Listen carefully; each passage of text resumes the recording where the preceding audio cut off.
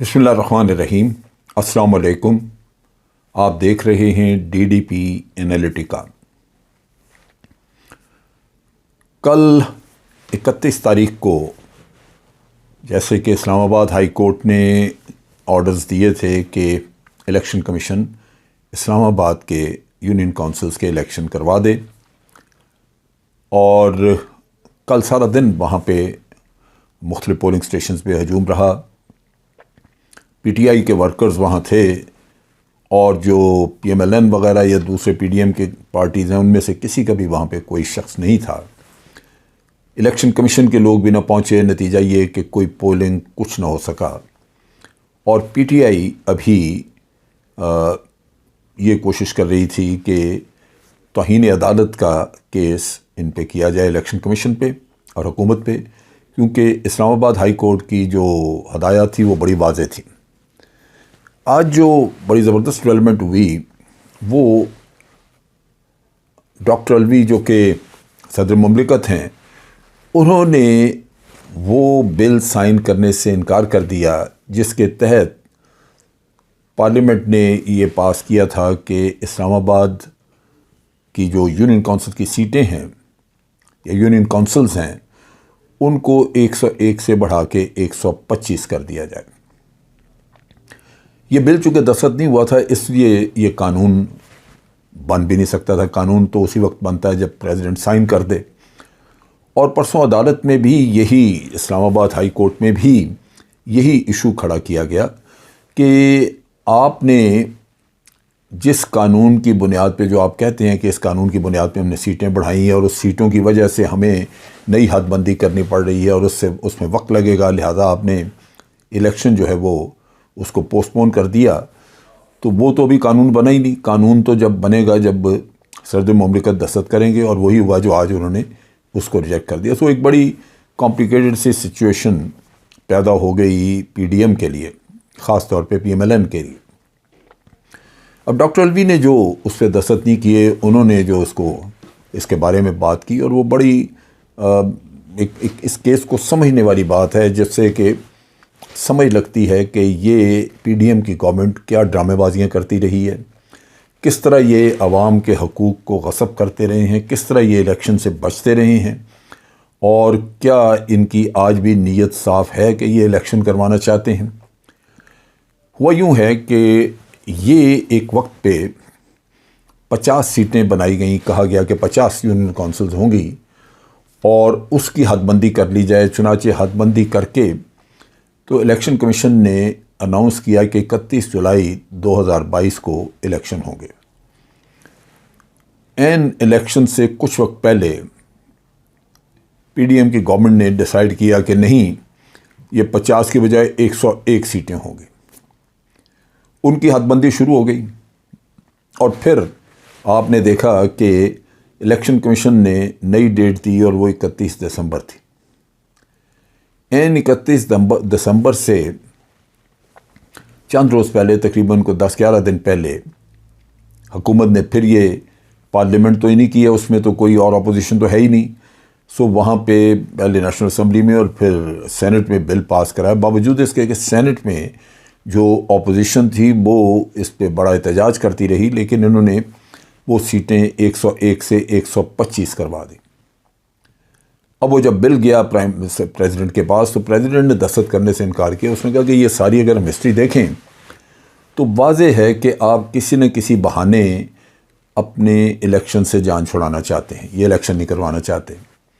लिहाजा उन्होंने कहा कि मैं बिल ये साइन नहीं कर रहा, क्योंकि अगर मैं ये बिल साइन कर दूं तो फिर नए सिरे से हदबंदियों का किस्सा खुल जाएगा और इलेक्शन लेट होंगे, जो कि पहले ही बहुत देर हो चुकी है और ये इलेक्शन फ़ौरन होने चाहिए।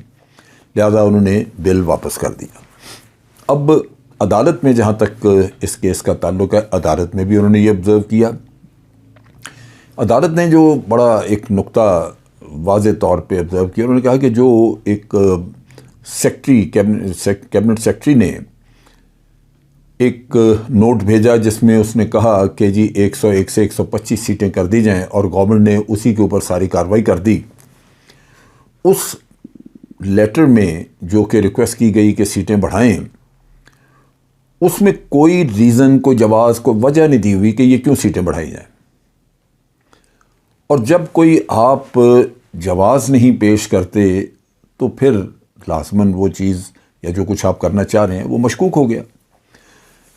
ये एक ऐसा इन्होंने सिलसिला चलाया हुआ है कि ये हर हालत में अवाम के हकूक़ को ग़स्ब करना चाहते हैं।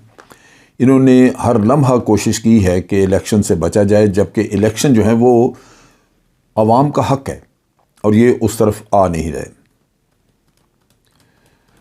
अब केस चला गया अदालत में। एक तरफ तो जो इन्होंने इलेक्शन नहीं कराए 31 को, जो अदालत का हुक्म था, उस पर फेडरल गवर्नमेंट ने इंट्रा कोर्ट अपील एक दायर कर दी, जिसमें उन्होंने कहा कि ये ऑर्डर इस किस्म का था कि इस पे अमल करना ही मुमकिन नहीं था, इतने थोड़े वक्त में ये हो ही नहीं सकता था। जबकि अदालत ने मुख्तलिफ वो इनके बयानात और चीज़ें कोट की हैं जिसमें कहा है कि आप लोग बिल्कुल, इलेक्शन कमीशन कहता था कि हम तैयार हैं, पैसा भी खर्च किया हुआ है, सब कुछ किया, लेकिन जब कहा कि इलेक्शन कराओ तो इलेक्शन कमीशन भी पीछे हट गया और गवर्नमेंट भी, इलेक्शन कमीशन कहता है कि जी हमने गवर्नमेंट से मशावरत की क्योंकि उन्होंने सिक्योरिटी मुहैया करनी थी, एडमिनिस्ट्रेटिव अरेंजमेंट उन्होंने करके देने थे, लेकिन ये फेडरल गवर्नमेंट ने कहा कि जी हम ये करके नहीं दे सकते इतने शॉर्ट नोटिस पे। तो इलेक्शन कमीशन ने मलबा उन पर डालने की कोशिश की, लेकिन फैक्ट ये है कि इलेक्शन कमीशन और हुकूमत, जो इस वक्त एक नाजायज़ हुकूमत बैठी हुई है फेडरेशन में, ये आपस में मिले हुए हैं और ये सिर्फ़ और सिर्फ एक दूसरे के मफादात के लिए काम करते हैं। इलेक्शन कमीशन खुसूसी तौर पे इस नाजायज़ हुकूमत के मफाद के लिए काम करता है, जो इंतहाई गलत और ख़तरनाक है। उसमें अवाम में ये इम्प्रेशन बढ़ता जा रहा है कि जिस तरह इमरान खान ने कहा कि इलेक्शन कमीशन जो है वो इन्हीं का ही एक एग्जेक्टिव हिस्सा है PDM का, और वो सिर्फ उनके लिए काम कर रहा है। और हम देख रहे हैं कि पिछले जितने भी अरसे में ये रजीम चेंज का किस्सा आया है, वो सब फैसले उन्हीं की मंशा के मुताबिक, PDM की मंशा के मुताबिक करते रहे हैं। और इमरान खान या PTI तो ज़ेर अताब रही है, उनके ऊपर तो कोई ना कोई मसला, कोई ना कोई किस्सा जिससे उनको डिस्क्वालीफाई करने का किया जाए, तो वो चीज़ जो है वो वाज़ेह नज़र आती है। लेकिन अगर आप तमाम हदूद क्रॉस कर जाएंगे तो फिर अदालत में भी जाया जा सकता है और अवाम भी हो सकता है कि कल को इस चीज़ के ऊपर रिएक्ट करे। तो इस वक्त के ऊपर जो सूरत हाल है वो इतनी गंभीर और बुरी है कि अवाम अगर रिएक्ट करें तो हक़ बजानब होंगे, क्योंकि अदालतों में हो सकता है कि केस चलते लंबा वक्त लग जाए, लेकिन अवाम हक़ बजानब होंगे अगर वो मुहासबा करें।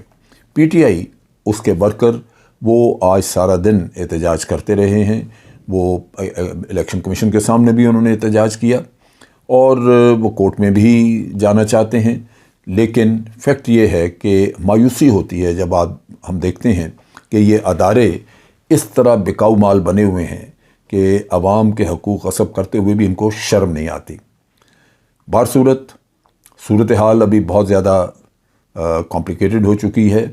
एक तरफ तौहीन अदालत, दूसरी तरफ इंट्रा कोर्ट अपील कि जी हमें वक्त नहीं पूरा दिया गया, और फिर आखिरी कील जो इनके कफन में ठोका वो प्रेसिडेंट अलवी ने, जहां उसने बिल को रिजेक्ट कर दिया। अब तक के लिए इतना ही। अफ़वाज पाकिस्तान जिंदाबाद, पाकिस्तान पाइंदाबाद।